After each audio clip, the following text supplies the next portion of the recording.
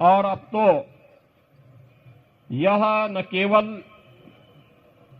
भोजपुरी समाज का बल्कि अखिल भारतीय समाज का यह उत्सव बन गया है। जहां कहीं देखो भोजपुरी समाज बिहार से, पूर्वी उत्तर प्रदेश से, देश और दुनिया में जहां कहीं भी गया अपने साथ पर्व की सुगंध को ले जाकर के एक भारत श्रेष्ठ भारत की इस परिकल्पना को आगे बढ़ाने के लिए कार्य कर रहा है। पर्व और त्योहार के पीछे का भाव भी यही है कि हम सब मिलकर के भेदभाव को समाप्त करके एक समरस समाज की स्थापना कर सके, अपनी विरासत पर गौरव की अनुभूति कर सके। विरासत से भटका हुआ व्यक्ति एक त्रिसंगो होता है, जिसके जीवन का कोई उद्देश्य नहीं होता, और निरुद्देश्य कोई व्यक्ति जब कार्य करता है तो उसमें कभी भी उसको न आत्मिक संतुष्टि हो सकती है और न समाज ही उससे संतुष्ट हो पाएगा। इसलिए विरासत को विकास के साथ जोड़ करके प्रधानमंत्री मोदी जी ने देश के अंदर जो कार्यक्रम प्रारंभ किए, आज एक नए भारत का दर्शन हम कर रहे हैं। और पर्व और त्योहारों के पीछे भी यही भाव होता है, हम सब मिलकर के इन आयोजनों में सहभागी बने। न जाति का बंधन हो, न क्षेत्र का हो, न भाषा का हो, किसी भी प्रकार के बंधन से मुक्त होकर के एक समरस समाज की स्थापना के लिए हम सब मिलकर के कार्य कर सकें, इस भाव के साथ एक कार्यक्रम आयोजित होते हैं। और छठ आयोजन ने भी पूरे देश के अंदर उसी भक्ति भावना के साथ लोगों के मन में एक स्थान बनाया है। अब मैं देखता हूं कहीं भी आप जाइए, केवल दिल्ली और मुंबई में नहीं, चेन्नई में भी, हैदराबाद में भी, बेंगलुरु में भी, और देश के अंदर ही नहीं दुनिया के अंदर भी लोगों ने इस आयोजन के साथ जुड़ करके लगातार इस आयोजन को एक नई ऊंचाई देने और इसके साथ लोग जुड़ रहे हैं। यह भोजपुरी समाज कि दुनिया के अंदर महत्व और उसके माध्यम से पर्व और त्योहारों के माध्यम से लोक आस्था को जीवंत बनाए रखने का एक आदर्श उदाहरण है। और छठ महापर्व उसकी एक महत्वपूर्ण कड़ी है। छठी मैया की कृपा के लिए हम सब आयोजन करते हैं। और मुख्य रूप से अगर हम देखते हैं तो यह लोक आस्था का एक ऐसा पर्व है जो सूर्य उपासना के साथ जुड़ा हुआ है। सूर्य इस धरती के लोक देवता है। आप देखते होंगे कि इस चराचर जगत की कोई भी वस्तु बगैर सूर्य देव की कृपा के उसमें जीवन नहीं आ सकता। उनकी कृपा से ही हर ओर हलचल है, जीवन है, और उसकी उपासना ये उसके प्रति कृतज्ञता का भाव पैदा करना भी है। अभी कुछ ही देर में अस्तांचल सूर्य को अर्घ्य देकर के माताएं अपने इस व्रत को और ऊंचाई को प्रदान करेंगे। कल सूर्योदय के साथ अर्घ्य देकर के इस व्रत की पूर्णाहुति होगी। बहुत कठिन व्रत है, लेकिन कठिन व्रत के साथ जुड़ करके व्रती और व्रत दोनों का महत्व और भी बढ़ जाता है। यह संकल्प जो आज छठ महापर्व पर हमारी माताएं बहनें ले रही हैं, आप सब और भोजपुरी समाज उसके साथ जुड़ करके और मजबूती प्रदान कर रहा है। यही संकल्प हमारा अपने राष्ट्र के प्रति भी होना चाहिए। बहनों और भाइयों, ये पर्व और त्योहार हमारे तभी जीवित है जब हमारा राष्ट्र धर्म जीवित है। और हम सबके जीवन का हिस्सा होना चाहिए कि पर्व और त्योहार हम लोग आयोजित करें, उनके साथ जुड़ें, लेकिन इन सब का समावेश एक राष्ट्रीय धर्म के साथ हम लोग करें।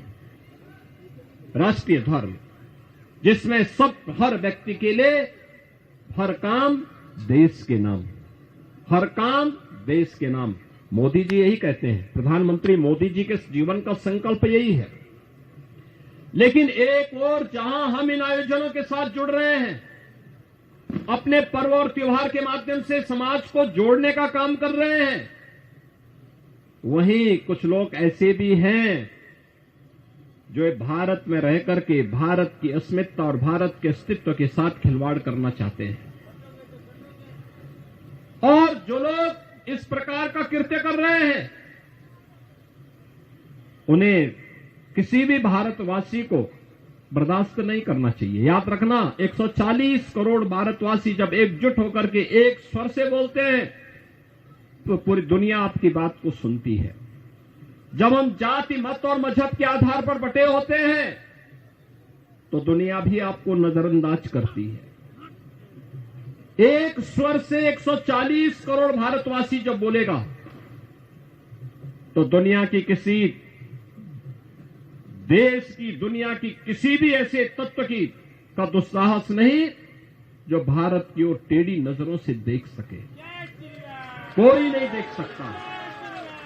लेकिन जब हम आपस में ही बटे रहेंगे तो ये दुष्परिणाम भी हमारे सामने आएंगे। और उस महत्वपूर्ण मुद्दे की ओर मैं आपका ध्यान आकर्षित करना चाहता हूं। याद करिए, 5 अगस्त 2019 प्रधानमंत्री मोदी जी की प्रेरणा से माननीय गृह मंत्री श्री अमित शाह जी ने देश की संसद में कश्मीर में धारा 370 और 35 ए को समाप्त करने की घोषणा की थी और देश की संसद की मोहर इस पे लगी थी और इसको पूरी तरह संविधान से धारा 370 को समाप्त करके आतंकवाद की ताबूत पर अंतिम कील ठोकने का काम किया था। दुनिया ने भारत की ताकत का एहसास किया। पूरी दुनिया को लगा ये नया भारत है। ये नया भारत किसी का नुकसान नहीं पहुंचाएगा, लेकिन कोई छेड़ेगा तो उसको छोड़ेगा भी नहीं। न झुकेगा, न डिगेगा, न हटेगा, बल्कि अपने राष्ट्र की अस्मिता और अस्तित्व की रक्षा के लिए सब कुछ निछावर करने को तैयार होगा और हर हाल में भारत की एकता और अखंडता को बनाए रखने के लिए जो भी कड़े से कड़े, कठिन से कठिन कदम उठाने की आवश्यकता पड़ेगी, उसको उठाने में हिचकेगा नहीं। और यह कदम एक भारत, मजबूत भारत के रूप में प्रधानमंत्री मोदी जी का कदम था।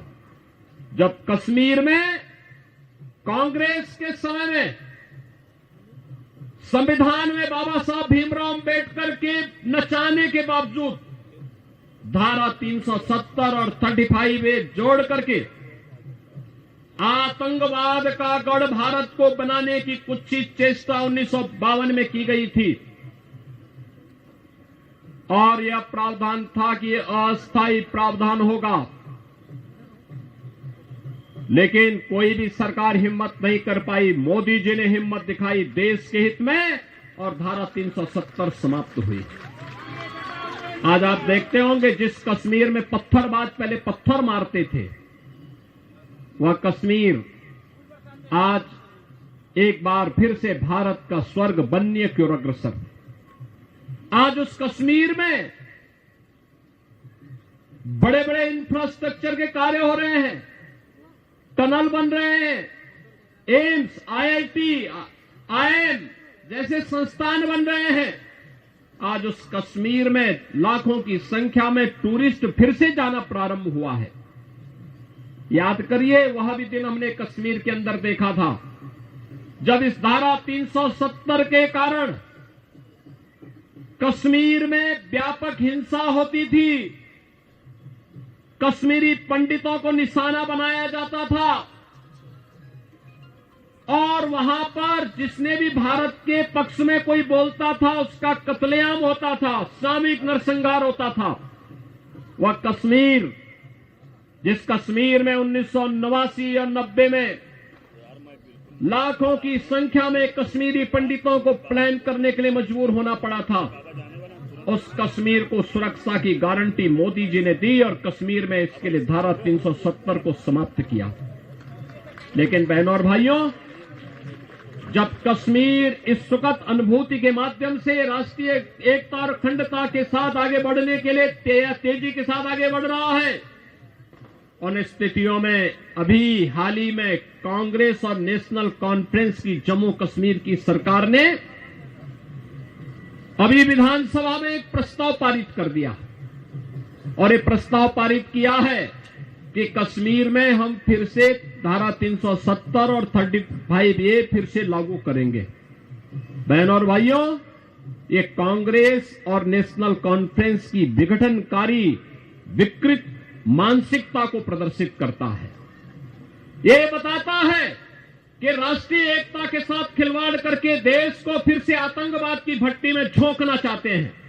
पूरा देश कांग्रेस के इस विघटनकारी प्रवृत्ति को देख रहा है और हम सब इसकी निंदा करते हैं और हम कांग्रेस के नेतृत्व को भी कहते हैं कि कांग्रेस के नेतृत्व को राष्ट्रीय सुरक्षा के साथ खिलवाड़ करने से बाज आना चाहिए। देश उन्हें स्वीकार करने को अब तैयार नहीं है, कतई तैयार नहीं है। धारा 370 जो समाप्त हो चुका है, जो इतिहास के गर्त में जा चुका है, अब फिर से कश्मीर में कभी लागू नहीं हो सकता। यह आतंकवाद की जड़ है, अराजकता की जड़ है, लाखों कश्मीरी पंडितों के कत्लेआम की जड़ है। यह धारा 370 लाखों निर्दोष नागरिकों के खून से सनी हुई धारा है, जिसने कश्मीर के माध्यम से, जिसने कश्मीर की सुगंध को मजहबी उन्माद के कोड़ में बदलने का काम किया था, जिसने कश्मीर जैसे धरती के स्वर्ग को एक मजहबी उन्माद के कोड़ में बदल करके पूरे कश्मीर की सामाजिक सद्भाव को तहस नहस करने का काम किया था। ये धारा 370 और 35A कश्मीर के अंदर आतंकवाद का बेयर हाउस बन गया था, जिससे आतंकवाद पनप रहा था, खुराक प्राप्त कर रहा था। लेकिन आज समाप्त करके जब कश्मीर मुख्य धारा के साथ जुड़ करके आगे काम कर रहा है, उन स्थितियों में जम्मू कश्मीर विधानसभा में पारित प्रस्ताव उस विघटन की बू को एक बार फिर से हम सबका ध्यान आकर्षित करता है। इन स्थितियों में हम कांग्रेस नेतृत्व को कहना चाहेंगे कि नेशनल कॉन्फ्रेंस और कांग्रेस मिलकर के जम्मू कश्मीर के अंदर जो कुछ कर रहा है, यह देश उसे कतई स्वीकार नहीं करेगा, किसी भी स्थिति में स्वीकार नहीं करेगा। 140 करोड़ भारतवासी हर हाल में भारत की एकता और अखंडता को मजबूती प्रदान करना चाहते हैं, हर हाल में उसकी एकता और अखंडता के पक्षधर हैं, और जो कोई भी उसके साथ खिलवाड़ करेगा उसको मुंहतोड़ जवाब देने के लिए हर भारतवासी तैयार होगा। आज के इस अवसर पर कांग्रेस को छठ महापर्व के अवसर पर मैं कांग्रेस से ही कहूंगा कि वह जम्मू कश्मीर विधानसभा से पारित इस प्रस्ताव के खिलाफ स्वयं भी बोले, अन्यथा भारत में कांग्रेस की वही स्थिति हो जाएगी जो जम्मू कश्मीर में धारा 370 और 35A की हो चुकी है। मैं एक बार फिर से, जो ये पर्व लोक आस्था के साथ साथ राष्ट्रीय एकता, एकात्मता और अखंडता के प्रतीक हैं, इस अवसर पर मैं एक बार फिर से आप सबको छठ महापर्व की हृदय से बधाई देता हूं। लोक आस्था का यह महापर्व छठ आप सबके ऊपर, छठी मैया की कृपा आप सबके ऊपर बनल रहे, यह प्रार्थना उनसे बार बार करते हुए अपनी वाणी को विराम देता हूं। धन्यवाद। जय हिंद।